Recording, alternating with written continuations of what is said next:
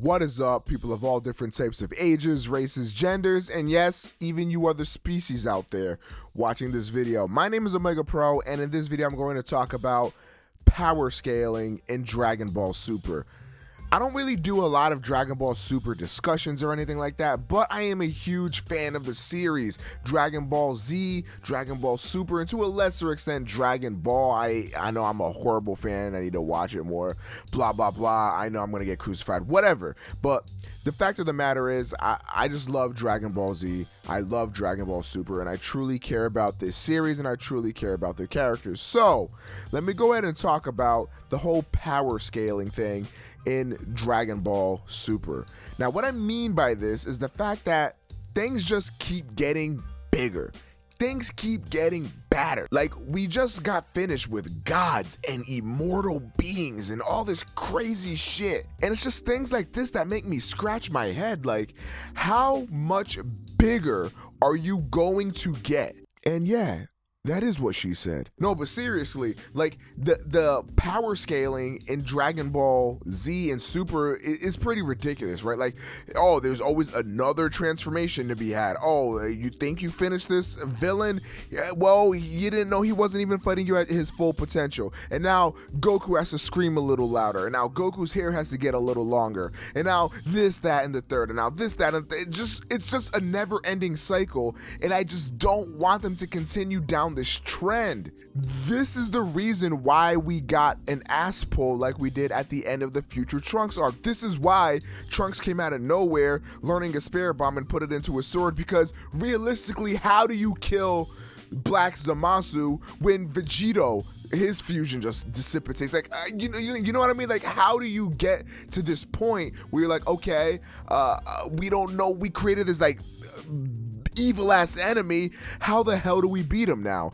Just make your character scream a little more, make him hope a little harder, you know? Like, it's just these kinds of things that make the anime just like really? Like, that is how you're gonna come to this conclusion?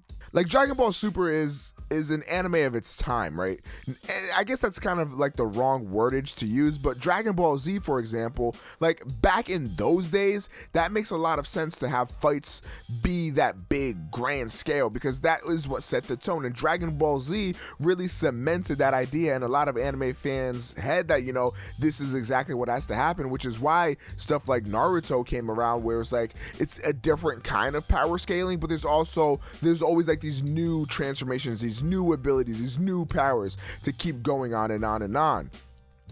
The thing is, though, is that at a certain point, you just can't get past some of this shit. You can't get past, like, Zamasu. You can't get past, you know, Black Zamasu, Whis, Beerus, stuff like that. But they're going to try to do it anyway. And this is why anime and manga like JoJo's Bizarre Adventure, for example, can continue to go on for decades, because their fights don't simply rely on getting bigger and getting stronger and learning new abilities. These fights always come down to who can be more strategical, who can be the smarter opponent, outsmart your opponent in a fight. Now, I'm not naive, right? I don't expect Dragon Ball Super to get to this point. That'd be kind of dumb in my opinion.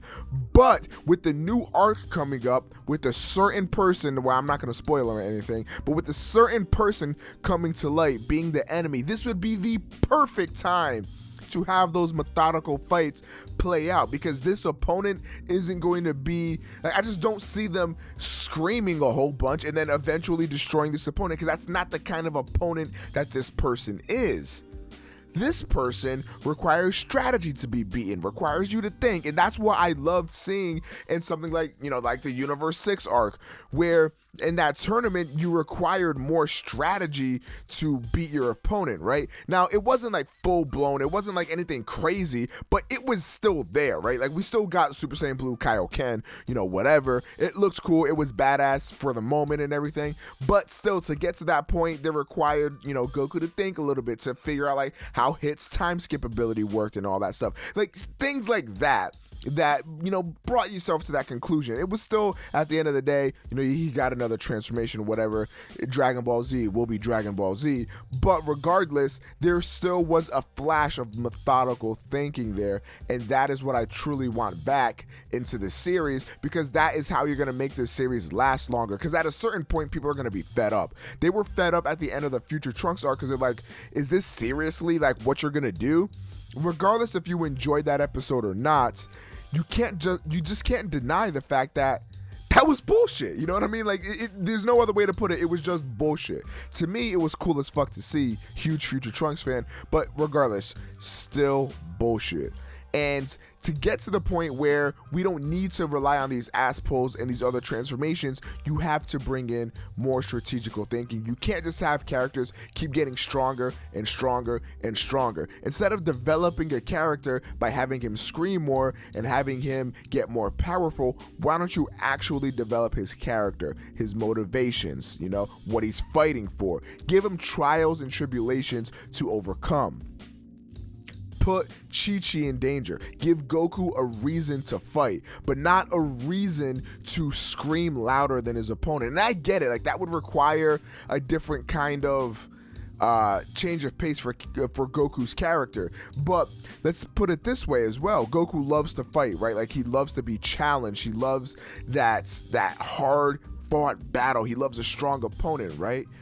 But would it also be completely out of his character for him to fight harder and to actually think a little bit more if Chi-Chi's life was on the line? Like, let's say Chi-Chi is held captive by this opponent and Goku can't just like scream and, you know, let out Super Saiyan Blue Kaioken again and just hit the biggest Kamehameha wave in the universe, because that might kill Chi-Chi, right? Just something like that.